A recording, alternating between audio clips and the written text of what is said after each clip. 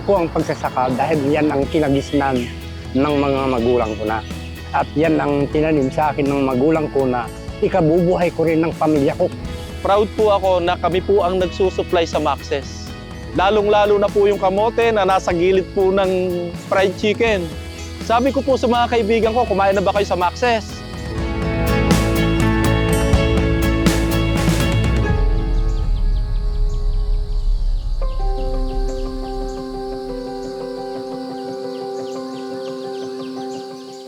Ang aming pong company ay isa po sa number 1 nagsusupply po ng mga kamote, mga gulay at iba-iba pa pong mga vegetable na inihahain po sa lamesa ng Maxes. Kami rin po ay partner ng Maxes Group na tumutulong sa mga magsasaka upang maiangat ang antas ng pamumuhay ng aming mga miyembro. Sa katunayan yan, gusto ko mang mag-aral pero talagang kapos sa pag-aaral ang ikinuha ng magulang ko. Elementary pa lang po ako, kasama na po ako ng aking mga magulang na pumupunta sa bukid. Actually, ilang generations na rin po yan eh. Simula po nung sa mga lolo't lola namin, talagang mga farmers na po eh. Dito po sa Nueva Ecija. Yung pagsasaka po kasi ay hindi naman po ito isang hanap buhay lang. Para sa akin po ito isang passion. Mahal ko po ang pagsasaka. Dahil po ito ang tumulong sa amin, ito ang naging source ng aming kabuhayan. Simula po sa mga ninuno namin hanggang sa amin, ito ang patapos sa amin sa pag-aaral. Kaya gusto namin na magsasaka na ang tugot namin mintras tumaas ang presyo, hindi yung pababa ng pababa. Kasi kung bumaba na ang presyo ng gulay namin, pati kami apektado na yan. Kung wala po kaming mga farmers, hindi po mabubuhay ang isang pamayanan. Dapat protektahan ang magsasaka na lalo pang mas marami ang maani ng magsasaka, lalong rarami ang produksyon. Isa po sa madaling alagaan ng kamote. Kasi po ito, kung titingnan po natin sa ibang pong mga gulay, hindi po ito kailangan ng masyadong tubig. Hindi rin po ito masyadong nilalagyan ng abono. At hindi rin po ito ini-sprayhan. Kaya po itong produktong kamote, ligtas po na kainin. At ang mga tao po rito, pagka po tinignan po natin yung gastusin, minimal na minimal po. Kaya po yung mga nagtatanim po ng kamote, kahit papano po ay may kita talaga.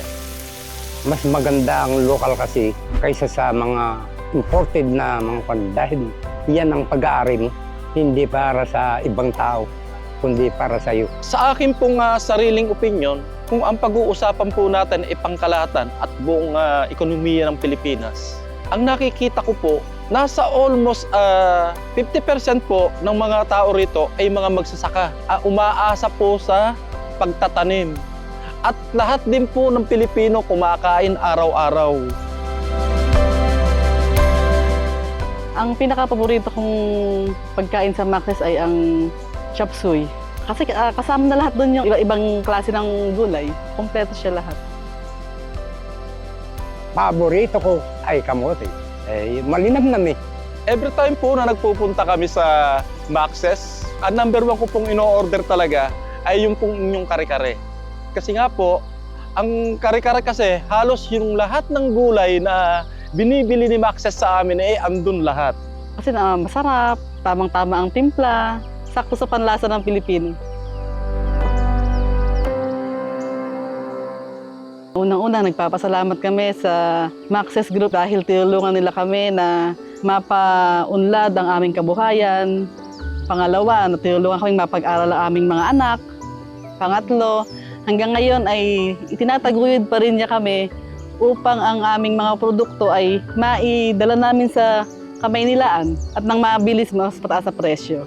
Yung every time na makikipag-transact po ako, lalo puro sa mga tauhan ng Maxes, ay naging professional po ang pakikipag-usap ko sa kanila. Yun po yung naging sikreto kung bakit hanggang ngayon po, almost 10 years na po kami na nagsusupply sa Maxes. Kaya ngayon nakikita nyo, medyo meron na silang mga sariling hand tractor, may sarili na silang nakapagpagawa ng mga bahay nilang maayos. Yung mga ganon na nakatulong talaga sa aming lahat. Sa pamunuan po ng Maxes at sa buong Maxes po, Unang-una ay nagpapasalamat po sa inyo sa malaking ambag po nyo nagawa sa buhay po namin. Kayo po yung nagturo sa amin kung paano po namin mamotivate po kami na magtanim. Yung mga lupa po na nakatiwangwang sa amin ay po pwede palang taniman ng mga gulay na iba't ibang klase. Nagpapasalamat kami sa lahat ng tulong na inaibigay sa amin ng Maxis. Maraming salamat sa Maxis at siyang nagbigay sa amin ng talagang ikagiginhawa ng buhay namin.